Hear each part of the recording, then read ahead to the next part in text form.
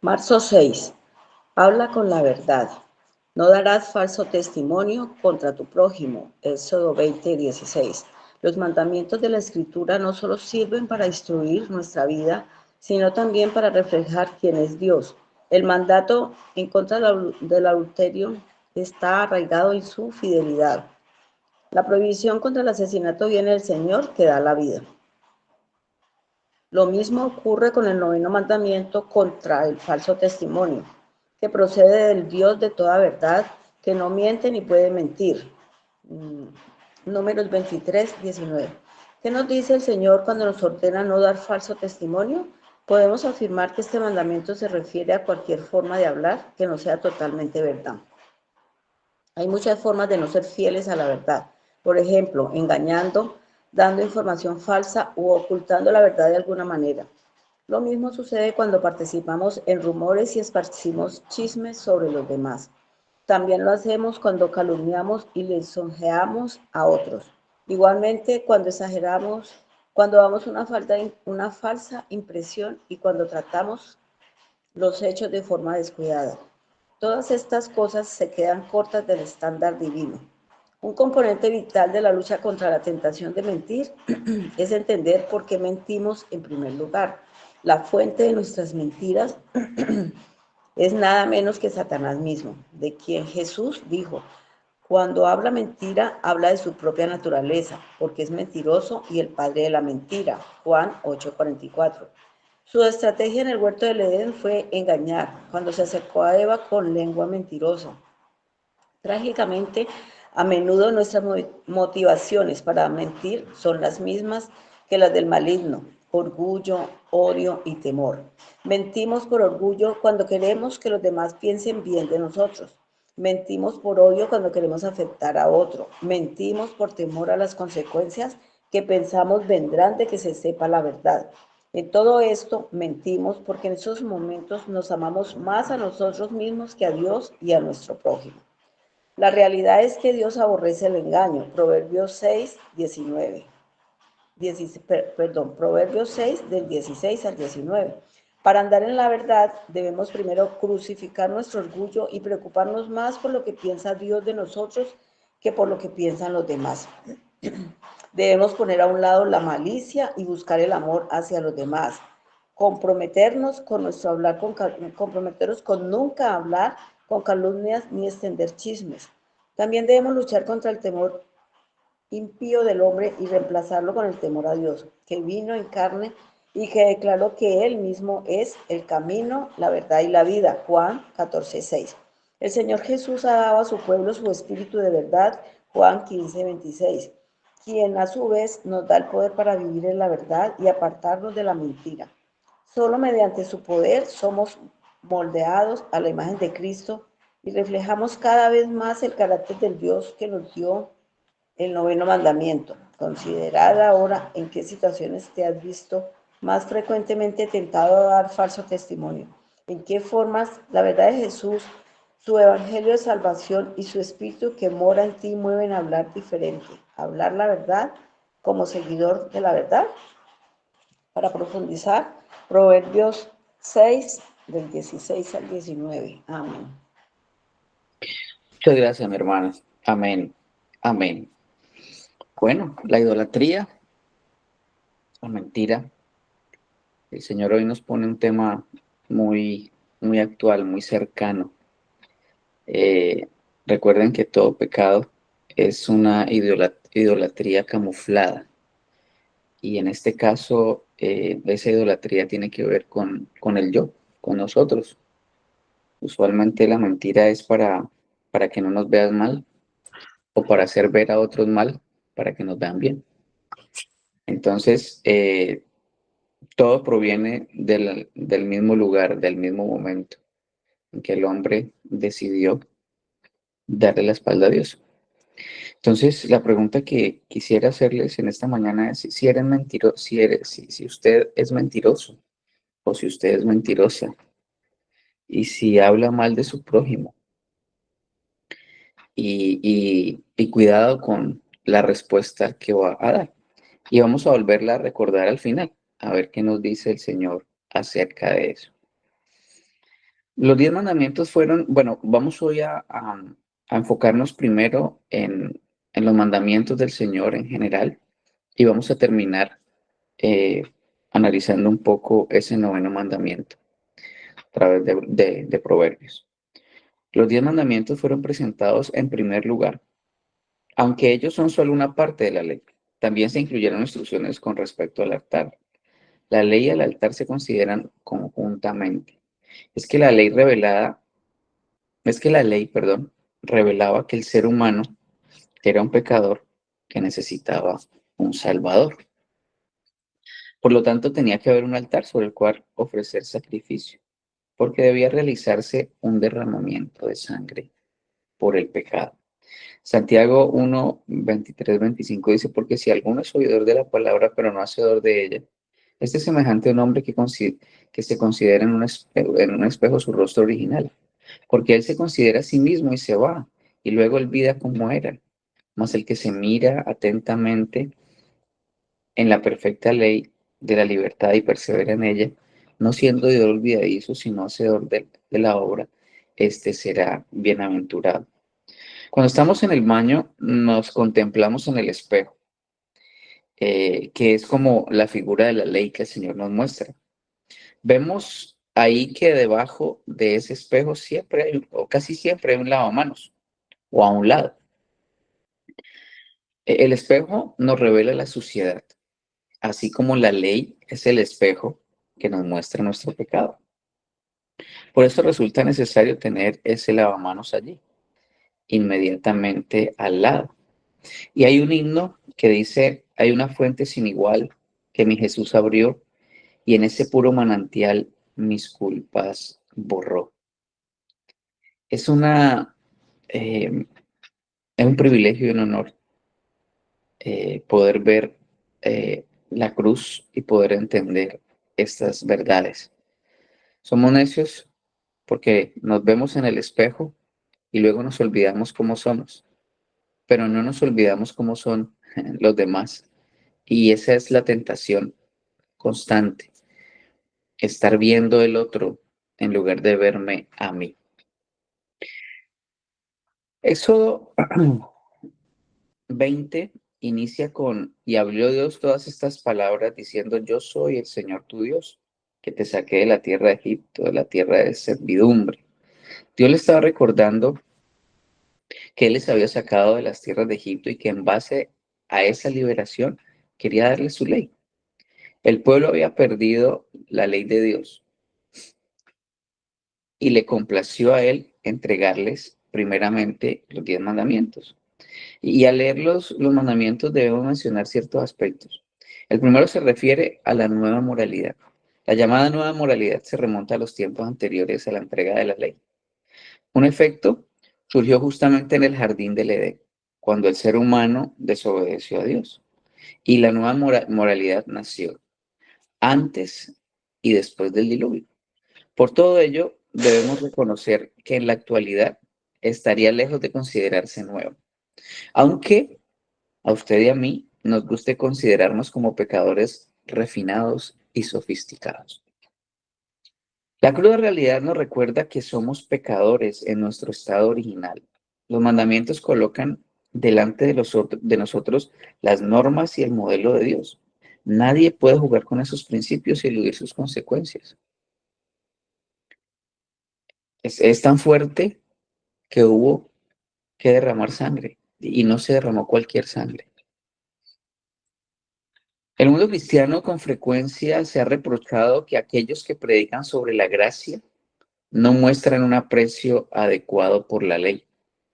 Pero al contrario, cada predicador que enseña la gracia de Dios con la verdadera perspectiva de la salvación por la fe, comprende y enseña el elevado carácter de la ley. Y mire lo que dice Pablo en Romanos 6, 1, 2. ¿Qué diremos entonces? ¿Continuaremos en pecado para que la gracia abunde? Y él se responde inmediatamente, de ninguna manera. nosotros hemos muerto al pecado, ahora ¿cómo viviremos en él? Es decir, si alguno de ustedes o alguna persona piensa que puede continuar viviendo en el pecado y quebrantando los mandamientos a voluntad, entonces esa persona simplemente no ha sido salvada por gracia.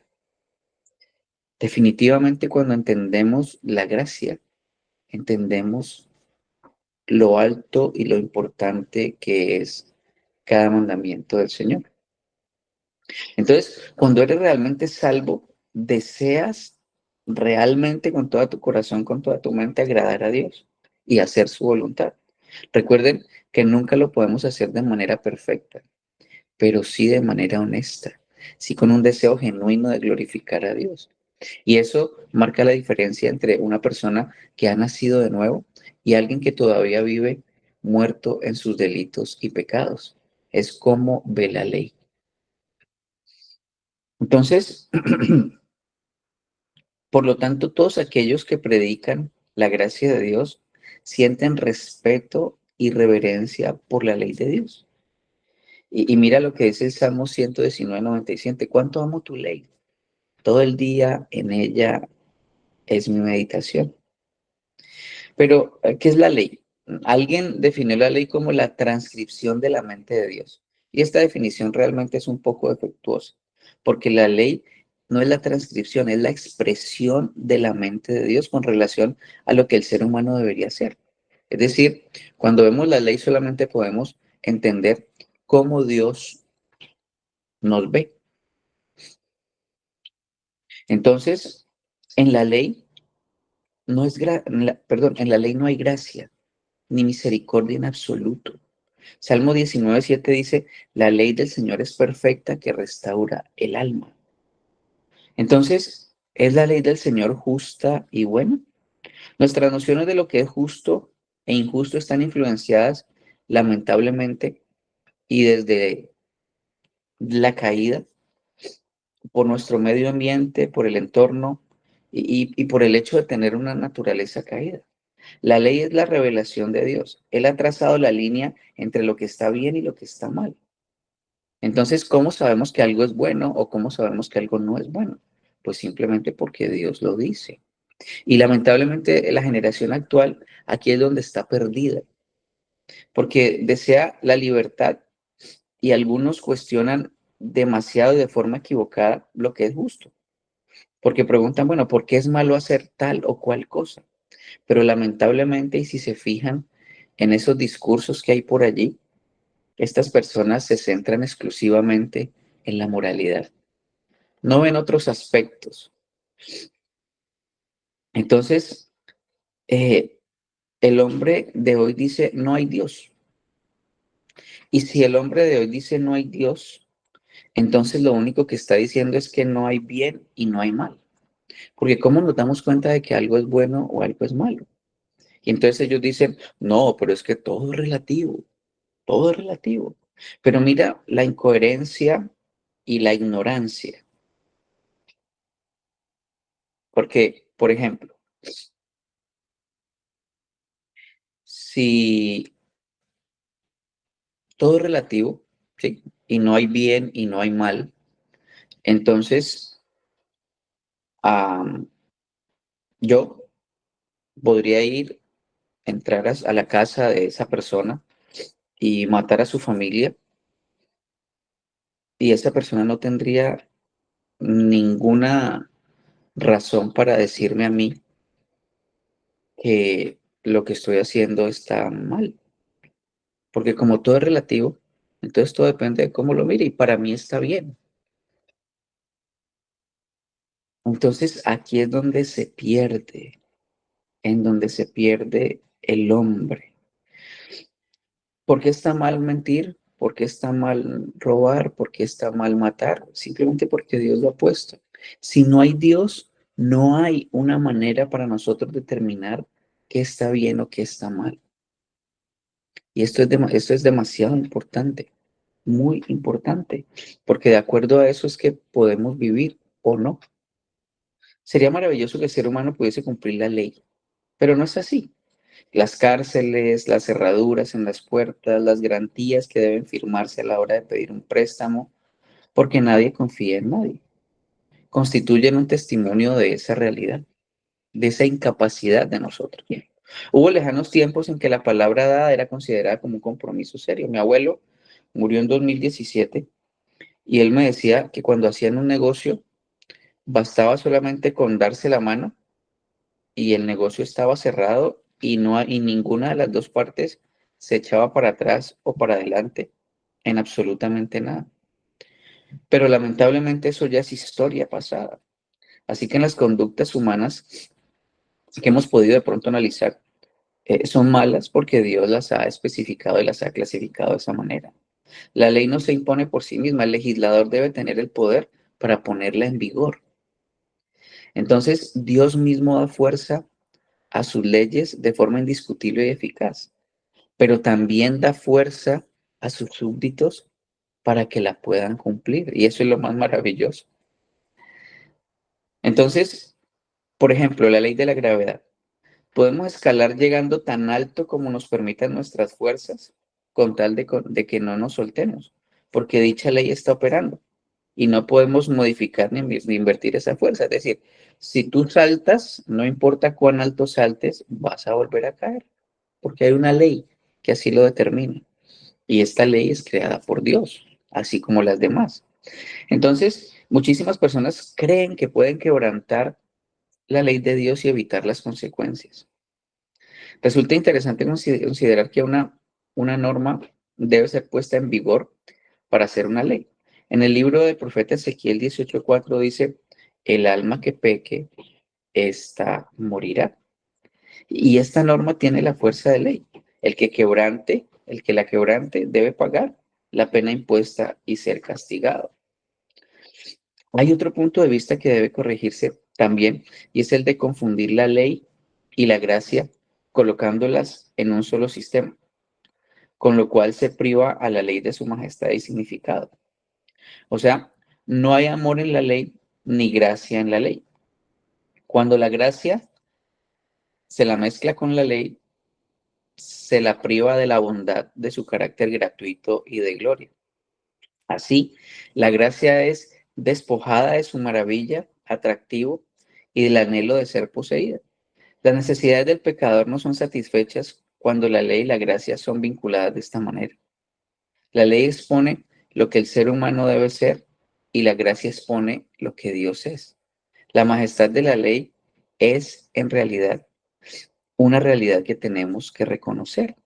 La ley revela el inmenso y profundo abismo que existe entre Dios y el ser humano. Y Gálatas 4:2 dice, decidme, los que deseáis estar bajo la ley, ¿no la han oído?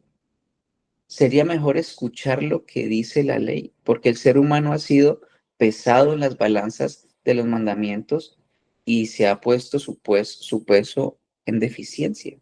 Y estamos hablando de ti y de mí. Cuando nosotros nos miramos ante la ley, pensando que tenemos la fuerza y el poder de cumplirla, ahí estamos perdidos y la gracia se pierde totalmente. O cuando pensamos que por cuanto tenemos la gracia podemos hacer lo que queramos porque ya tenemos la gracia, ya somos perdonados, entonces yo puedo actuar como a mí me parezca, estamos perdidos. Daniel 5 dice, tekel mene mene farsin. Y tekel dice, has sido pesado en balanza y fuiste hallado falto. Mis hermanos, tú y yo, hoy, aquí mismo, ahora, si nos pesara delante del Señor en balanza, vamos a estar faltos, porque lo único que no nos permite estar faltos es la cruz de Cristo, es la gracia de Dios.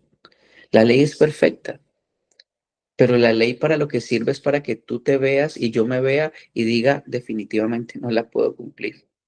No la quiero cumplir y no la puedo cumplir, porque es perfecta. Por eso se necesita la gracia de Dios a través de la obra de Cristo. Y solamente por fe podemos entender esto. porque Dios mismo nos capacita, nos regenera, nos quita ese corazón de piedra y nos da un corazón de carne. Es como si nosotros muriéramos, así como Cristo en la cruz, y luego resucitáramos. Exactamente igual. Y entonces ahora, cuando vemos la ley, lo único que sentimos es agradecimiento. Porque cuando vemos la ley, nosotros seguimos diciendo, no la podemos cumplir. Pero por gracia podemos tener ese deseo de glorificar a Dios cumpliendo lo que Él nos ha dicho. Entonces, los seres humanos no pueden medirse recíprocamente. Sería fácil para un hombre que está sobre un monte decirle a otro que está en una colina, yo estoy más alto que tú, pero aquel hombre siempre estará por debajo de alguien. Entonces, es una necedad que tú y yo nos comparemos, que tú y yo pensemos en que yo soy mejor que tú o tú eres mejor que yo. No, porque cuando nos vemos y normalmente yo voy a mirar a alguien que esté debajo mío, yo nunca me voy a comparar con aquel que está más arriba que yo, precisamente por el pecado que hay en mí. Siempre me voy a comparar con alguien que yo considere que está por debajo para sentirme mejor. Pero el Evangelio de Cristo Jesús destruye absolutamente todas estas ideas, porque la ley revela la incapacidad del ser humano para tender un puente que le permita cruzar ese profundo abismo que lo separa de Dios. Y Romanos 3:19 nos dice, ahora bien, sabemos que cuando la ley dice, lo dice a los que están bajo la ley, para que toda boca se calle y todo el mundo sea hecho responsable delante de Dios. Hermano, mi hermana, si hoy cualquier persona, aún de este chat, muere y va delante de Dios sin Cristo, no hay esperanza. No hay esperanza porque tú y yo hemos roto los mandamientos todo el tiempo y aún ahora lo hacemos, a pesar de que conocemos su voluntad. ¿Por qué? Porque solamente vamos a llegar a la perfección absoluta cuando Él venga, queme todo lo que exista, acabe con todo lo que exista y cree todo nuevo y nos dé unos cuerpos nuevos que ya no estén bajo la maldición de la carne caída de Adán y Eva. El apóstol Pablo también en Romanos 8:3 dice, pues lo que la ley no pudo hacer, ya que era débil por causa de la naturaleza del hombre pecador, Dios lo hizo, enviando a su propio Hijo en condición semejante a la del hombre pecador. Y como sacrificio por el pecado, condenó el pecado en la propia naturaleza humana. Y esto es lo más maravilloso, mi hermano, mi hermana, que ese cumplimiento no depende de ti, sino que alguien ya lo hizo por ti. Alguien hizo lo que tú no quieres ni puedes hacer. Entonces, el defecto no radica en la ley, sino en nosotros mismos. La ley era como un espejo que revela al ser humano en su condición pecaminosa. Pero lamentablemente muchas personas están viendo la ley como el medio para llegar a Dios, como la escalera que debo subir para poder llegar a Dios. Pero esa escalera jamás va a poder ser subida, porque nuestra naturaleza pecaminosa nos impide hacerlo. Entonces, mucha gente se contempla en el espejo y piensa que se encuentra bien, simplemente porque mira a otros que están peor que él o que ella. Y aquí hay una historia de hadas que podría ayudarnos un poquito a poner en escena esto de lo que estamos hablando, en el que la reina se pone frente al espejo y dice, espejo, espejo, que estás en la pared, ¿quién es la más bella del reino? Y ella esperaba que el espejo le respondiese que ella era la más bella del reino, pero el espejo le dijo la verdad, resulta que ella no era, sino otra. Entonces, muchas personas hoy en día se colocan enfrente al espejo de los mandamientos para formular la misma pregunta, para comprobar quién es mejor. Y la diferencia estriba en que las mismas personas contestan la misma pregunta y dicen yo, yo estoy mejor que tú. Mira, es que leo y tú no lees. Mira, es que voy y tú no vas. Mira, es que haces y yo no hago. ¿Y cuántas veces te he dicho? ¿Y cuántas veces tengo que repetírtelo? ¿Y cuántas veces tengo que... Cuando hacemos eso simplemente estamos diciendo, mira, mírame a mí, espectacular, cumplidor de la ley. Y eso no nos recuerda aquella oración de aquellas personas donde uno decía, Señor, gracias porque esto, porque no soy lo otro, porque no soy aquello, porque... ¿verdad? Y el otro solamente decía, Señor, ten misericordia de mí que soy un pecador. ¿En dónde estás tú frente a ese espejo? ¿En qué lugar? La ley nunca convirtió al ser humano en un pecador, sino que reveló que ese era el carácter del pecador. La ley fue dada para traer a las personas a Cristo. Fue como un ayo o un custodio para que llevándonos de la mano nos guiara a la cruz, para decirnos a cada uno, necesitas un Salvador porque eres pecador. Eso es lo que hace la ley, mi hermano. Eso es lo que hace la ley, mi hermano. Ahora dentro de esa ley conocemos el noveno mandamiento, que es lo que nos convoca hoy, que dice, no hablarás contra tu prójimo falso testimonio. Aparece en Éxodo 20 y aparece luego en Deuteronomio 5. Dar falso testimonio contra otros es mentir sobre ellos, especialmente, como lo dijimos al principio, por beneficio personal.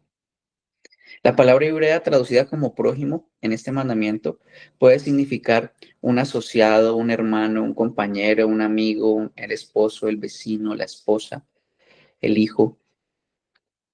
En otras palabras, se ordenaba a los israelitas que fueran veraces en todas sus cosas, pero especialmente cuando hablaban de otra persona. No deben mentir públicamente, como en un tribunal de justicia, al atribuir a otro cualquier falso cargo que pudiera perjudicarlo, ni tampoco debían mentir privadamente, murmurando, delatando, difamando o destruyendo la reputación de alguien con insinuaciones sutiles, alusiones maliciosas, sugerencias malignas. Las razones por las que Dios prohíbe mentir y testificar falsamente contra el prójimo, podemos decir o podemos resumirlas en tres, como en tres grupitos. Primero, el pueblo de Dios debe reflejar el carácter de Dios. El Señor dice que es un Dios veraz, que no puede mentir, Números 23:19. Dios no es hombre para que mienta, ni hijo de hombre para que se arrepienta. Él dijo y no lo hará, habló y no lo ejecutará.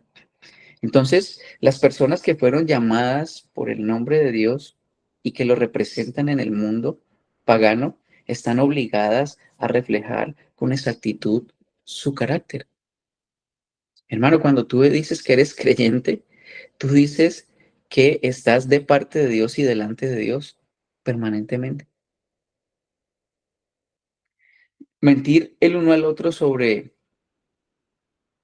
el otro deshonra su santo nombre y él no lo tolerará. En segundo lugar, dar falso testimonio contra otro era destructivo para el individuo que era víctima de la mentira y sufría por ello en su credibilidad y reputación. Así como en su comercio, en su negocio, Levítico 19:18 dice, no te vengarás ni guardarás rencor a los hijos de Dios, a los hijos de tu pueblo, sino que amarás a tu prójimo como a ti mismo, dice Jehová. Deja claro que los israelitas debían amar a sus prójimos como a ellos mismos. Un mandato reiterado por Jesús y por Pablo, Mateo 22:39. Y el segundo es semejante, amarás a tu prójimo como a ti mismo. Mira la coherencia de la palabra de Dios, antes y ahora. Romanos 13:9, porque no adulterarás, no matarás, no hurtarás, no dirás falso testimonio, no codiciarás. Y cualquier otro mandamiento en esta sentencia se resume en amarás a tu prójimo como a ti mismo. Lo que implica es que cuando mientes, lo único que estás haciendo es aborrecer a tu prójimo. Porque cuando aborreces a tu prójimo, te aborreces a ti mismo, si ponemos en negativo este mandamiento. Entonces, amar a nuestro prójimo no implica mentir, implica no mentir sobre ellos. Y en tercer lugar, el falso testimonio se consideraba tan destructivo para la sociedad que los tribunales de justicia, tanto en los días de los israelitas como hoy, solo pueden funcionar de manera correcta si los testigos que son llamados a testificar pueden ser confiables para decir la verdad. Y cuando hablamos cuando escuchamos en las noticias falsos testigos, como que eso no nos da ningún tipo de sentimiento. Como que, sí, falsos testigos, sí, sí, bueno, falsos testigos. No, eso es dañosísimo, dañino. Sin un sistema judicial confiable basado en testimonio de testigos presenciales fiables y veraces, las sociedades corren el riesgo de que se rompa el orden público. Y cuando esto ocurre, se desata el caos y sufren los inocentes. Proverbio 6. Algunas personas les puede resultar increíble que Dios sea capaz de detestar o de aborrecer. Él dice, 6 cosas aborrece el Señor y aún 7 le son abominables. Y esa, esa dualidad a veces como que no la podemos tener en la mente. ¿Cómo así Dios no es amor? ¿Cómo así que él aborrece? Es a veces increíble para el ser humano pensar que Dios sea capaz de detestar o de aborrecer algo, porque muchas personas consideran a Dios solamente como un Dios de amor. Y como saben que Dios es amor y que el amor es lo opuesto al odio, entonces deducen que Dios no puede odiar a nadie ni a nada. Pero no es cierto. Dios es amor, pero aborrece el mal. Podemos ver la misma situación en un nivel puramente humano. Por ejemplo, en las relaciones humanas normales, por ejemplo, piensa en tu hijo, piensa en tu hija, o piensa en alguien que ames y está en este momento atormentado por una fiebre muy fuerte, una enfermedad muy fuerte. Pues tú amas a esa persona, pero aborreces esa enfermedad, ¿no? O digamos que un perro ataca a esa persona o una persona ataca a esa persona. Pues tú amas a esa persona, pero detestas y aborreces la otra que le está haciendo daño. Cuando pensamos en los violadores, en los pederastas, los aborrecemos. Y mientras exista un mundo de contrastes, un mundo en que ha entrado el pecado, amaremos lo bueno, lo justo y detestaremos lo que es malo e injusto. Lo vivimos permanentemente. Pero cuando pensamos en Dios, wow, ¿cómo así? No, Dios es amor. No, no, no. Dios es amor, pero Él aborrece la maldad y el pecado. Entonces, lo contrario también es cierto. Si tú amas la maldad y el pecado, entonces detestarás la bondad y la rectitud. Es verdad en los dos casos. Y lo vemos en la realidad.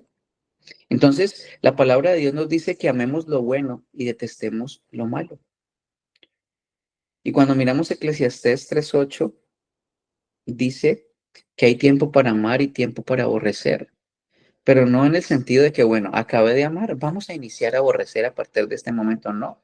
Simplemente que el Señor es el dueño del tiempo y nos provee tiempo para amar, pero también nos provee tiempo para aborrecer, nos provee tiempo para poder sembrar, pero también nos provee tiempo para recoger, nos provee tiempo para juntar piedras, como nos provee tiempo para esparcir piedras, porque el tiempo es del Señor, no nuestro.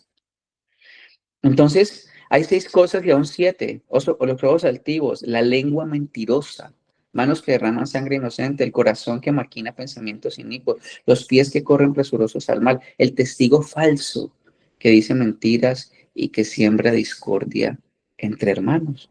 Entonces, Dios dijo claramente que detestaba estas cosas. Y si tú eres un verdadero creyente hoy, tú también las debes detestar y aborrecer. Y no fue la primera vez que Dios dijo que te estaba dando, Deuteronomio 16:22. Ni te levantarás estatua, lo cual aborrece el Señor tu Dios. Dios aborrece cualquier clase de ídolo, cualquier cosa que ocupe en nuestros corazones el lugar que solo le corresponde a Él. Salmo 45:7 dice, has amado la justicia y aborrecido la maldad. Apocalipsis 2:6.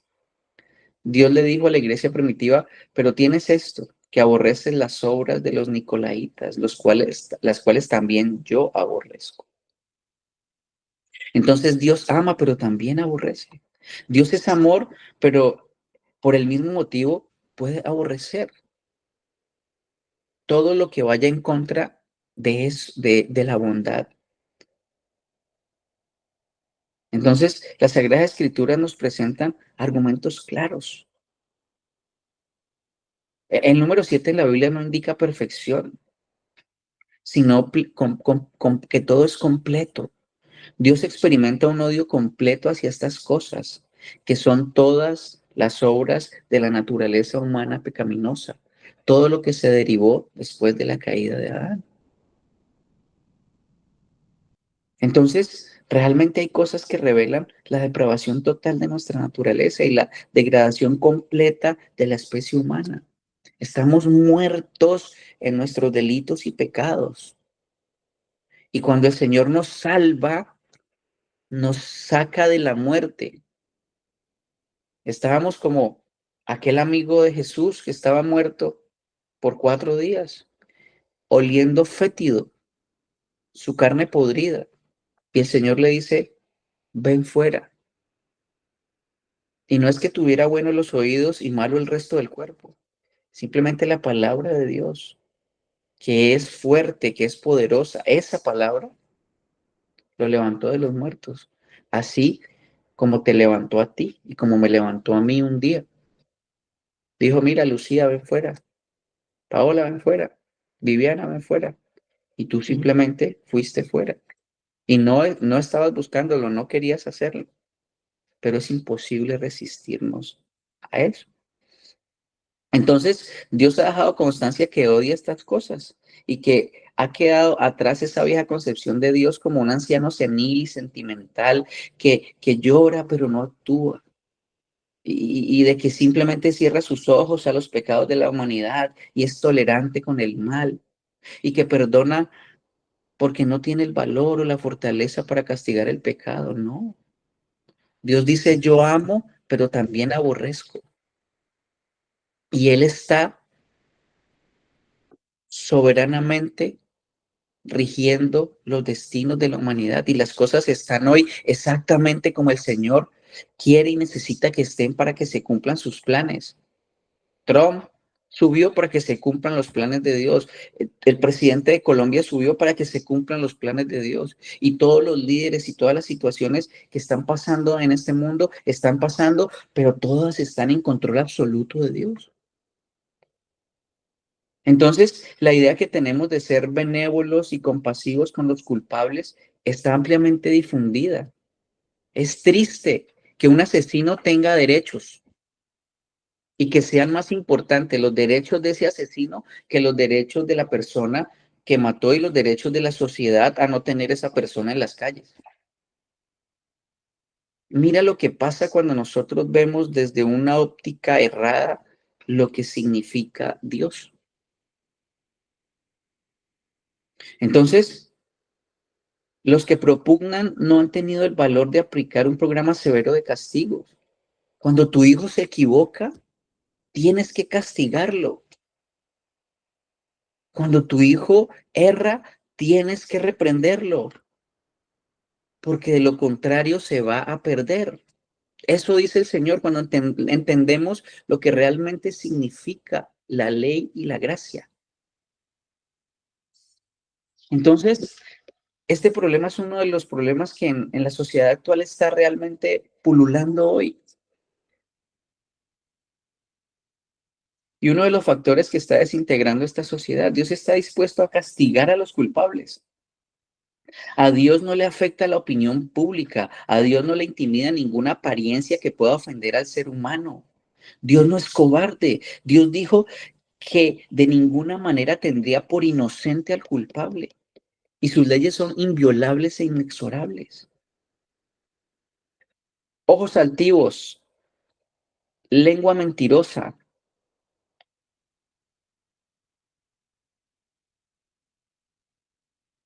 manos que derraman sangre, un corazón que maquina pensamientos perversos, los pies que corren presurosos al mal, perdón.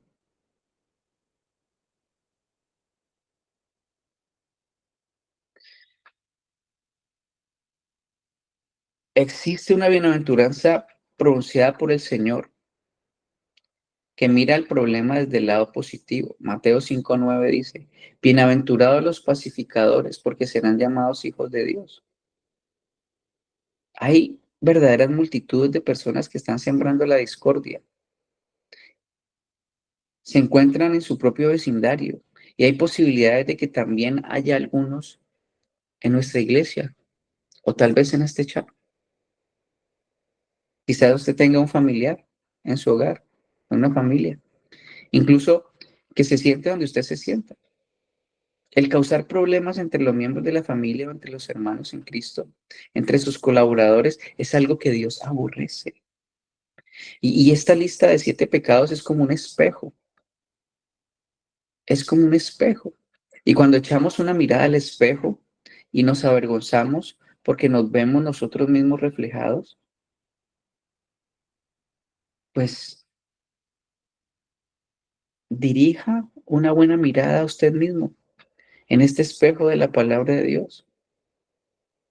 Después de que usted y yo nos veamos tal como realmente somos, la única salida que nos queda es ir ante el único verdadero Dios y confesar todas estas cosas que a Él le desagradan.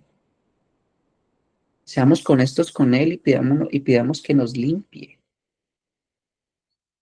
Colosenses 3, 9, 10 dice, no mintáis los unos a los otros, habiendo despojados del viejo hombre con sus hechos y revestidos del nuevo, el cual conforme a la imagen del que lo creó, se va renovando hasta el conocimiento pleno.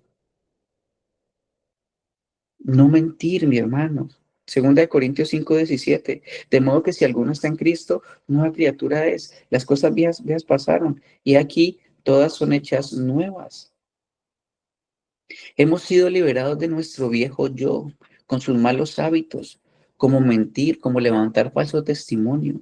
Así como los israelitas debían reflejar el carácter del Señor Dios, los cristianos hoy deben reflejar al mundo el carácter de Cristo, que nos identifica como suyos. Mira, la palabra no cambia.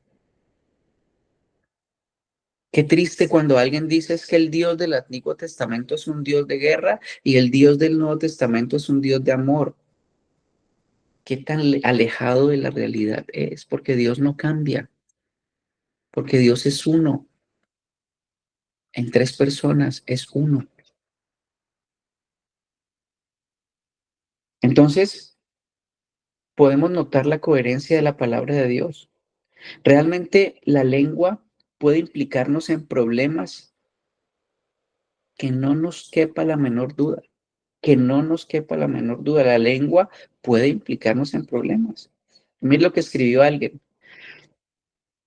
tratando de subrayar la importancia de las palabras con las siguientes frases.